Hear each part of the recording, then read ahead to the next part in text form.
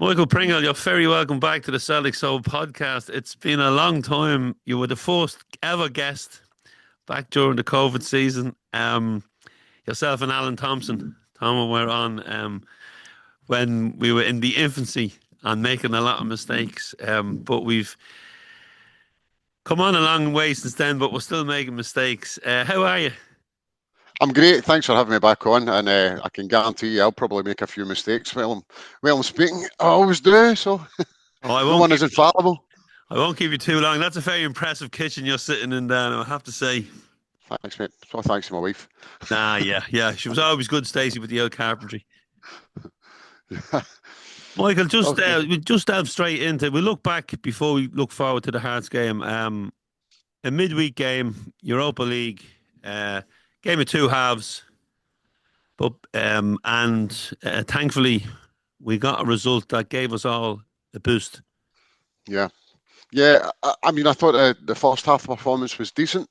We obviously went in a goal behind to a wonder goal, but I think if we'd taken more chances in the first half, we could have had the game done and dusted.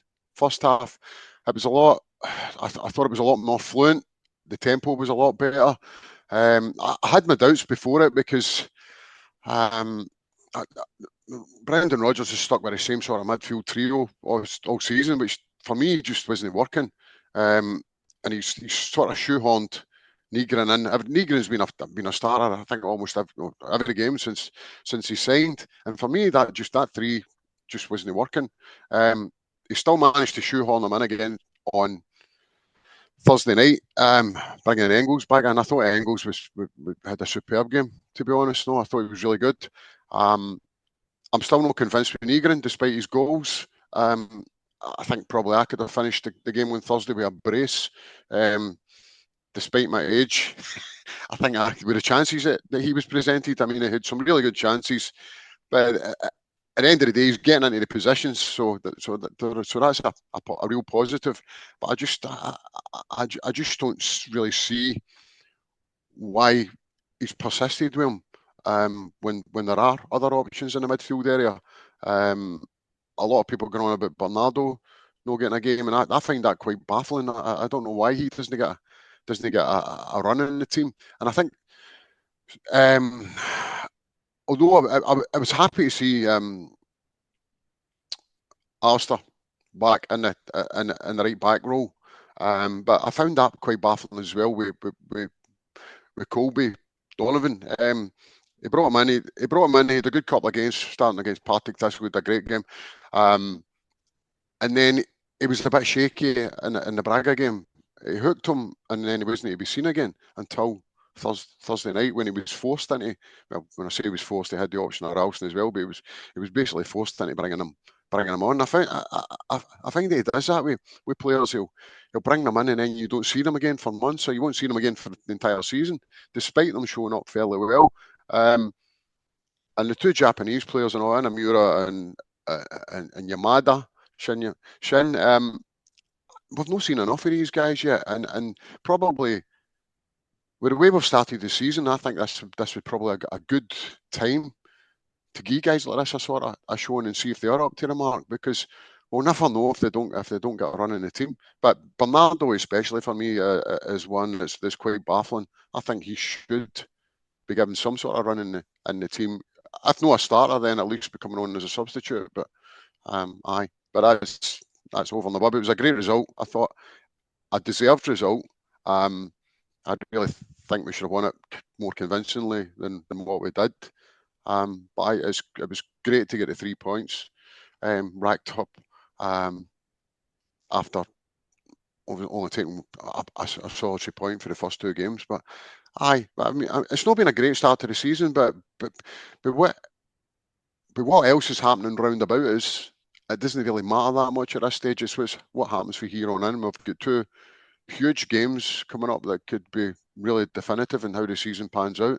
Obviously, there's the behind the scenes stuff that you'll no doubt ask me about with the custodians of the club. But as a football team, we're not in the worst place, given that it's been what could have been a catastrophic start to the season. But for our sort of city rivals have faring even worse than us, you know. Yeah, and they were beaten again midweek. We watched that game, or parts of it before we took our seats at Celtic Park. You mentioned the Engels there. Engels has kind of split the fans in Mm. opinion, but I thought his delivery from set pieces was outstanding. And I thought pushing Nygren was and he probably only started because was so thin on the right wing. Yeah. Was so thin for a bit of quality out there because James is probably the best winger we have, but he's probably past the sell-by date at this stage. And Maida will play anywhere, but it's not Hmm. it's not his best position. Yeah. So like we are threadbare over there, and maybe it was a forced. He was forced to bring Engels back in, but he did compliment him after the game. He also said that Liam Scales has been his most accomplished player since I don't know if he meant coming back or his time at Celtic. He had high praise for him, and Rachel wrote a great piece in this month's fanzine about the how Scales doesn't get the credit he deserves. He gets an awful lot of criticism, but yeah, if you go back to when Brendan came back, we it took a few months for Brendan to get things settled because obviously he didn't have the players he wanted, and again we had a lot of injuries, and it was Scales and they went to Ibrox, and people were going, "Oh, fucking Liam Scales and what they call the young Scottish boy that's out on loan, centre half." That's it alone. Um, Welsh, Stephen Welsh. they and everybody was going, "Oh fuck, we're gonna be hammered, and Rangers are going to beat us." But yeah, two of them had a great game. Scales I think Scales might be man of the match that day. I think we drew Uh, the game. We drew the probably game. man. Probably man of the match on Thursday as well for me. He's an old-fashioned style centre half. I think he does the basics well. But people going about him as being slow and stuff. But I mean, his distribution's pretty good. I mean, Thursday night he pops up and that's a centre forwards finish for Cracking me. left foot, wasn't it? Fantastic finish, no.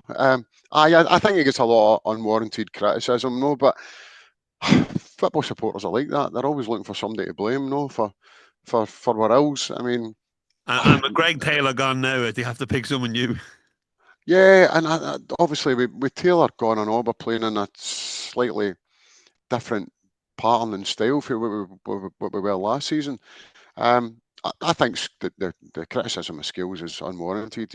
You get what you see is what you get from him. No, he has that old-fashioned sort of style.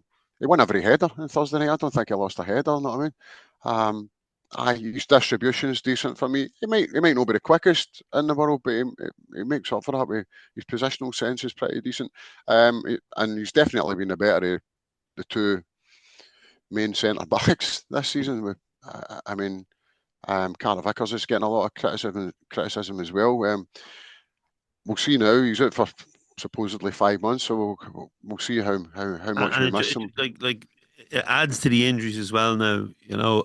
Like we two players taken off so early in Yeah. the game, and at half time, I have to say I was thinking the worst. I was going Mm. like you're looking at the bench and like it is threadbare, and you may see the Japanese boy getting a run up front now Yeah. because of needs, and Yeah. I noticed as well in the main stand the big boy from Man City that we took up on loan who hasn't had Mm. a game yet. No, Pussy. I still don't think he comes in. I think Dane Murray might come in. Well, I think you'd be right with that, but the sort of social media rules that the boy from Pusey from Man City has refused to do this or that, and hasn't showed up well in training, and has maybe refused to play with the B side, etc. So I don't know if there's any truth in Yeah, the rumours. But it's strange that we brought him in on loan, and we've not even seen him in the squad as of yet, no. So, that's a bit of a strange one as well. But obviously, we don't know what's going on behind the scenes. But you're saying about Yamada maybe coming in. Kenny showed up very well for me the other night as well. I thought, no, he walked he kind hard. of got He walked hard, but I think he's. We seem to be suffering with our front men. Just the final ball is just and yeah, and that's all season. That's Maida. You know, yeah. And he's your talisman, like, and he has, like, fired some blanks this season, as has all the front men. But Yeah. like, when like Liam scored that goal, it was an unlikely scorer, and the bookies would have made a few bob again, But Yeah. like, when you look now and you say, like, oh, rumours going around the club, the rumours that were swirling around inside Celtic Park on Thursday night were incredible. I heard Saudi Arabia interest. Mm. I heard different players, unrest, and you just hear all these, whispers. I also heard that Chris Sutton has been banned from Celtic Park for having an opinion that doesn't sit well with the board. I haven't seen anything Right. officially on that yet, but that's what I'm told. And then on top of that, from a fan's point of view, well, we had uh, the leaflet campaign. I'm not a big fan of silent protests. Mm. So Well, see on that note, I've read the last couple of weeks. I've read about, hi, back the team. Who backed the team on? See, for the first hour on Thursday night, there was no backing coming for the main stand and off stand, and for other than the two ultras groups, there was no backing, no vocal backing for the team. So people going about silent protests, but sitting their hands for 90 minutes at the games and think turning up's doing enough. For I, me, that's I not completely enough. agree with you, Michael. And I said it on the podcast before the game. I said, I can't really say anything about silent protest because I sit in silence most of the game, unless the Yeah, players get me off me seat, which yeah, Scales did the other night, right? And then when Scales did score, there was a bit of singing around the stadium. But you're right, it's the two ultra groups that ultimately create the atmosphere. And I said it the other day, love them or hate them, you can't ignore them. They do it. But talking about yeah, fans, Michael, how good were the visiting fans? 2-1 down, sang for 90 minutes. The flags, the colour, outstanding. yeah, The march to yeah. the stadium, no trouble. Have to fucking take my hat off to them. Aye, it was very good. I mean, and there's no doubt that the ultras groups and big away supports as well they give something to the occasion. No, I mean, a lot of younger fans are not. It's what I mean, children and stuff. That's what they look. It's part of the match day experience for them, and I feel that the club are. The club's current stance on the ultras groups and other teams in Scotland. I mean, the scene has blossomed, for wanting a better word, has blossomed in Scotland. I mean, even the smaller clubs in the Championship and lower have all got good. I mean, we've seen it at Firhill a couple of weeks ago. We played them in the cup behind the goal. That looked fantastic. I mean, the first time I went to Firhill was in the 70s, and I just thought, wow, this is really good. No, for behind the goal for official fans and stuff, and it does add. It's something that a lot of young people look and I hear young people talking about it and they say, "Ah, it's great." And I mean, I'm talking about kids, primary school age kids, no, and that's what they look to it. And a lot of the time going to the match for them is about the atmosphere. It's not always about the football. And thankfully, this season, um, we've still had a bit of atmosphere. Sorry, I've went off on one there, but I just feel that the club could be doing more. I mean, I know there's been a sort of push for a Celtic end, but a lot of the other clubs have moved on. Hearts have got a goal end, Rangers have got a goal end. They seem to be getting a help for the clubs, whereas at our club it just seems to be the us and them scenario, and it's the standing section was put in when Brendan Rodgers arrived the first time around. So it's it proved that it does add to the atmosphere and to the occasion of the match on each day, the match day experience. There must be a way of getting more people. There's definitely a demand for it because the place gets overcrowded, although that the recent measures have sort of prevented that happening. But it does need to be made bigger for me. There needs to be some movement. I know people are reluctant to move for the seats that they were in, that they've been in for 10 or 15 years. I mean, I was reluctant to move for my seat. I've always been in 111, but I was row PP49 for 1996, and when the standing section well, prior to standing section opening, I moved slightly and then moved again, but I was reluctant to move to nearer the front, but I've ended up in that in that front section. So, aye, people are reluctant to move, but they can be accommodated in the next section or whatever. It doesn't need to. Mean they're not being evicted for the ground or anything. No, I mean I know there's sort of people are quite precious about where they sit, but I mean there must be a way accommodating a bigger standing section. I mean the boys section's terrible at the back of the opposite stand at the Jock Stein stand. Obviously the two ultras groups have put their differences aside in recent years, and they would work together in a bigger section, no? So and that could, more fans could be brought into it, because there's definitely a demand for younger people, and people going about, sorry I use these words, but the wee fannies, ultras, but the ultras group's been going for 20 years now at Celtic Park. 20 years.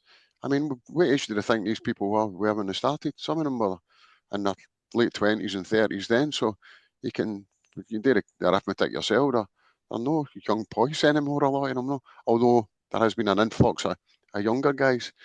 But I think there needs to be change at boardroom level. I don't think we're going to get a change of personnel in the boardroom. I don't think that's going to happen unless Dermot decides to sell his shares. And if we went down the Saudi Arabia route, then for me, that would be as done as what makes us different as a club. Yeah. So I think it really needs to be somebody with a sort of Celtic background that would need to come in, if at all. But I don't see that happening just now. But I think there needs to be more transparency, and I think the sort of non-executive directors have to move on quicker. I think we need to be able to see what these people are doing and why they're taking a wage, substantial wages from Celtic, though. Yeah, Michael, just there's a couple of things there. Yeah, I think it proved that I think it was the women's game that that stand would be amazing, right? I do know people who don't want to move out of it, but we Yeah. haven't had any. There hasn't been any real dialogue with the fans in there. To No, say like, there's nothing. would you move? If there Mm. was a poll, would you move? I think a board level changed. They just don't want to change. They're stuck in their ways, Yeah. and there doesn't seem to be any forward thinking. Like I've spoke about, you can't get a season book, but yet there's no appetite to increase capacity. You can't get a Yeah. corporate box. The other level, you can't get a corporate box, but yet you can put in more corporate boxes. But Mm. no, that brings in a lot of money to the club, Yeah. um, and then if you can afford a corporate box, the odds are that you're going to sponsor a player or sponsor advertising or something, because it's like we'll say the general person who has a season book, they'll support everything the club does. If it's a foundation booking collection which is coming up, they'll support that. So Yeah. generally, people who are at the ground at whatever level of finance, they will give something extra to the club if they Mm. see it going in the right direction. Yeah. But that doesn't seem to be the way, Michael. And then you have a long history with ultras, because way back in the early days of the fanzine, when you started writing, you were writing about ultras in Europe. The Yeah. atmosphere. And then we had the Jungle Boys, which then became the Green Brigade. And the first time I seen the Green Brigade was a small group of people in Hampden. I forget who we played in Hampden. And I think it was around the time that Jimmy Johnson maybe passed away. I could be wrong. But I remember an old style Two stick. Mm. two stick Jimmy Johnson. And I remember a group of lads singing in not the area now that the ultras would be at Hampden now, but in the stand facing the main stand, right? Yeah. And that was the first time I seen them. And I remember you were the first one to start maybe to write about it, and like I've seen it grow and grow. But it is a capacity now, and I think the board probably think we'd prefer if you went here. Yeah. I think the thing is, seeing that the standing section, there's a lot of people that have sort of especially in the rear standing section, there's people that's outgrown the sort of ultras scene as well, that are older, and I mean it's a young man's game undoubtedly, the ultras scene. So there's a lot of them that have outgrown that. Which we're not. But they don't want to move back to the seats either. So there's no that natural progression where the younger guys can come in and the older guys that don't want to be part of the scene move back into the seating section. Most of them want to remain in the standing section, or remain standing because it's better for me personally. It's better standing at a football match than it is. It's warmer in the winter as well. So you're saying about the sort of developing the ground. It presents the same issue. If you're to develop the main stand, where do you put the season ticket holders that are going to have to move to redevelop that stand for a season or whatever? So it's always going to be that issue. So it's the same issue that's presented for that. But it has to be done. We can't stand still. We stood still for decades up until the 90s. We can't let that afford to happen again. We need to develop the ground. We need to look forward. But I think the other issue with the redevelopment and making the ground bigger is the demand wouldn't be as big. So the season ticket lists wouldn't be as big. The season ticket waiting lists, etc., wouldn't be as big. And I think the club quite like that the fact that there is a demand. So if anybody drops out, that there's 5 people waiting to take up their place. Whereas if we increase the ground to, I don't know, 70 or 75,000, then that demand maybe drops. So maybe the people that are going wouldn't feel the necessity to buy a season ticket, if you know what I mean. So I think there's a sort of unwillingness at board level to develop the stadium or make it bigger, which in turn would bring in more money, but it then decreases the demand for season tickets, etc. Michael, I disagree, right? Because I think football now is much bigger than it ever was. The demand to go to see football. League of Ireland is flying, right? Drogheda United is sold out. They're going to hopefully move to a new ground. Every game is sold out. Right? No, I know the capacity's small, right? The Aviva Stadium, Ireland are a poor fucking team at the moment. Sold out. Mm. You know, the only tickets they had available for the Portugal game was premium at a premium price. So and we're not watching a good product. Celtic is a better product, especially if they're in the Champions League, right? Yeah. I think and you see, we have something that other leagues don't have. We have a rivalry with the Rangers or Sevco or whatever you want to say. When they were not in the league, the top tier under Ronnie Delia was empty in the Lisbon Lions. Empty. Yeah. Right? Brendan comes in, Rangers come back, or they're Rangers. They come back, and the demand for season books is there again. As long as Celtic and Rangers are in that league, that stadium, season books tickets will be sold because people buy season books to go to that game. Yeah, there is a probably a large proportion of the support that I wouldn't say they care more about Rangers than they do about us, but there is the base our success and everything else run about how we do against them.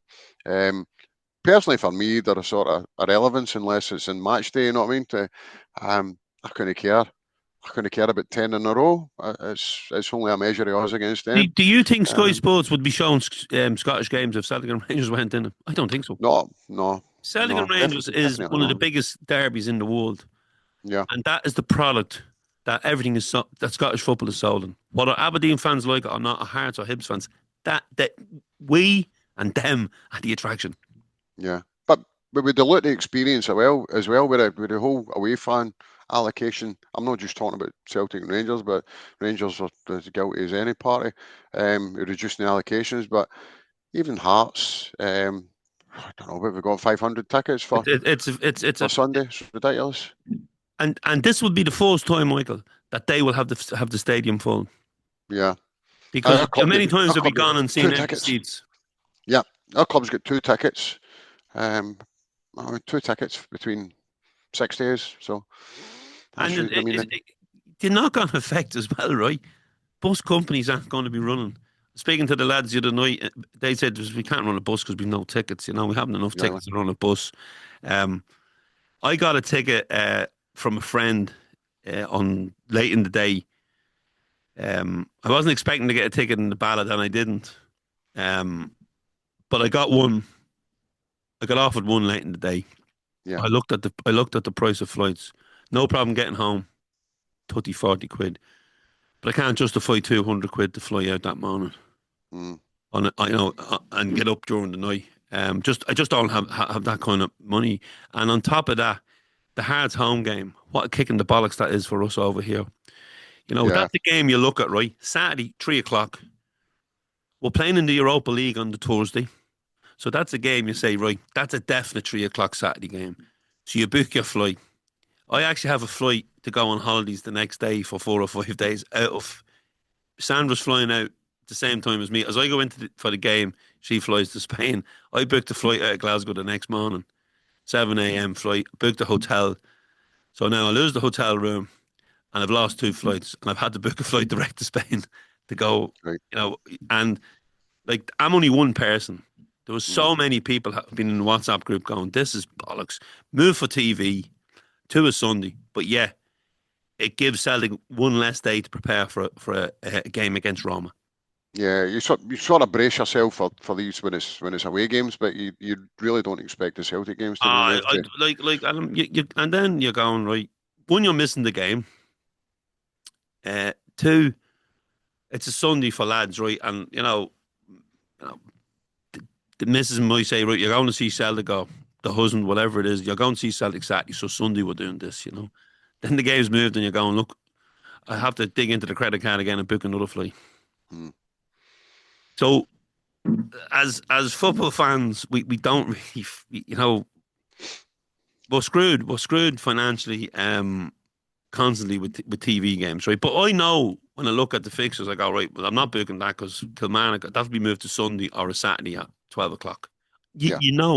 But for a home game, when you've got a European game coming up, Yeah. it makes absolutely no sense. Aye. But we, Apart from Sky. yeah, supporters are always the last on the list of Rant over. concerns. They're always the last. The match day going supporters are always the last on the list of concerns for the club. And I mean, the club are over. TV companies have got us over a barrel with us anyway, and everything's moved to shoot their programming of the English EPL games as well. No, but I'll tell you what. See the EPL games, I would much rather watch the majority of Scottish games than some of those games. I mean, best league in the world, and all that. Aye, but it just seems a bit sterile to me. Do you know that? It just leaves me a bit cold. Aye, but that's only me. I'm sure But there's the, millions of the, the viewers that English think the otherwise. English Association of Supporters, they have a national group. Yeah. And they've been assured they get 6 weeks notice now for games to be changed for TV. Yeah. They've how they've engineered this, I don't know. I remember reading an article a couple of months ago, and it was saying that from this season. And I kind of think, was our game 6 weeks away when they changed it the other day? Mm. So maybe it's fallen in, but like it doesn't help. Like it doesn't help, and like there'll be families have booked, to go to that game because some won't bring the kids to the Rangers game. They're just not ready for it yet. They're too young or whatever, right? And the Hearts and the Aberdeen games out and Hibs, they're the games that you'll see someone Forces looking for tickets from the club to go to bring their kids, right? So Yeah. you might have mammy, daddy, and 2 kids, right? That's a lot of money to lay out, right? Now they have to book another flight, and maybe book a hotel. Like it's the working man always gets screwed. But anyway, on the Hearts, what's the feeling? Well, if you asked me this question before Thursday night, I wouldn't have bet on us beating anyone before. So I wouldn't have put money. I'm not a betting man, but I wouldn't have put money on us beating any opposition at any standard. To be honest, on prior to Thursday, but I'm sort of quietly confident because it's a sort of Hearts are on a high, and they're sort of, I wouldn't say they're expected to win, but they're really on a high. Derek McInnes, I think, might have learned quite a bit for his time at Aberdeen. There was a season when McInnes was at Aberdeen and Dyla was at Celtic when Aberdeen could have kicked on and won the league. But I think the psychology his psychology sort of prevented them from thinking that they actually could win the league. And I think maybe he's learned from that, and I think he does believe that they could win a title this season. Tony Bloom's obviously the added. He's the addition into the formula that maybe wasn't there at Aberdeen. So, but I still think I don't think we'll lose on Sunday. Do you know that? Despite the fact that we've got some significant injury worries, I think we'll be up for it. I've no doubt Hearts will be up for it. I think they'll be very physical, especially first 20 minutes. But if we get through that and can match them for the physicality and aggression, because a lot of the Hearts game, I've caught Hearts a couple of times this season, and they're quite an aggressive side, and I think you need to be aggressive in the tackle, but not like the old days when you could go and thunder into slide tackles for 30 yards and put people in the air and stuff like that. There might be one or two, depending on, I'm not sure who the referee is. I've not looked at the referee, so I'm sure if it's Don Robertson or something, he might let some of that go. But I'm quietly confident that we'll get some sort of result there, and the gap won't get any bigger, at least. And it'll be interesting to see how Brendan lines the team up as well after Thursday there, and with the sort of enforced changes due to injury. So I would like to see Donovan maintain his slot at right back, and this will be a big test for him. I don't know who will go up front, but it'll be an interesting one. It really will be an interesting game. But I think we'll be better. I think Thursday night could be the result that kicks us on for the season. I think that I'm hoping that's the case anyway. I think that may be a turning point for us. We thought that after Motherwell. But everything's been a sort of, the Motherwell game was a really late victory. Yeah. I just felt there was a lot better on Thursday, a lot better. Over the duration of the 90 minutes. It was certainly a lot better back in the hotel. There was a squad of us back in the hotel, and we had a couple of points, and there was that relief, and it was like, we needed that. I think we needed that as a collective as well, as fans and the manager and the players and even the board. Everybody just need, I noticed as well, no one turned on the board. I sit in the main stand, no one turned on the board after the game. I'll get you on again, Michael, maybe to talk more in detail about the collective. I've never seen all the groups coming together before. The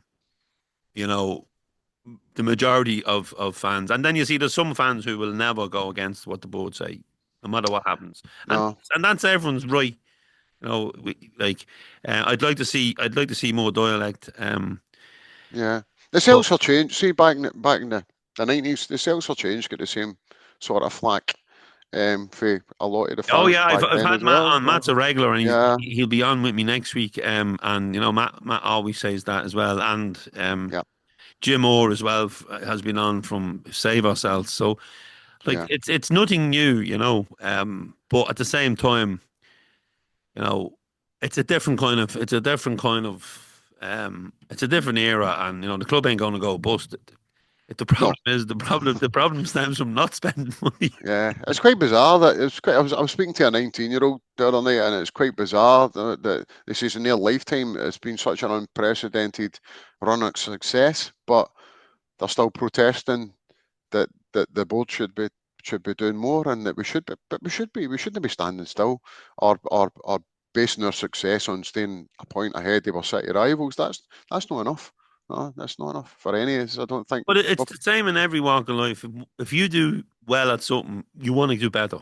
Yeah, of course. No matter what it is, whether whether it's an amateur football team and they win the cup, they want to win the league. Yeah. And you have to, in every walk of life, you have to progress. And I just think from my own point of view, I just think they've been there too long. I think it's stale. It's stale. And I think that's a problem. And I think in any other business, you wouldn't have directors for over 20 years. No. No, No. and we've got AGM, which seems to have been knocked back a bit this Yeah, this year as well, yeah, coming up. So that should be interesting as well. Although it's almost a pantomime like when you turn up. I mean, the demographic, the attendees at the AGM is of a certain age. You know, I mean, when you think when the shares came out, how old people were there when they bought them and how old they are now. So most of the attendees at the AGM don't even attend the matches anymore. No, they're just sitting with their yeah. share certificate, happy to turn up for the AGM every year and complain about something. So, a hole in the roof, A leak something in like the that. roof, I A remember leak from in one the roof, or AGM. the pie's being cold. You know what I mean? Yeah, So remember that. their bathroom will be stirred. So, aye. Right, well, Anyway, Michael, it's been a pleasure. Don't leave it 5 or 6 years to come back in the podcast. And hopefully I'm still here in 5 or 6 years. now that you have a little more time in your hands, I want to see a couple of more articles coming into the fanzine. Aye, You're you always never a know. great contributor, and we do miss your opinion and point of view, and hopefully you'll become a regular now on the podcast. Best of luck to Stacey and the family, and let's talk soon. Thanks, mate. Thanks. Have a good weekend. It's been an absolute pleasure. Thanks a million, buddy. Cheers, mate. Sláinte. Pleasure.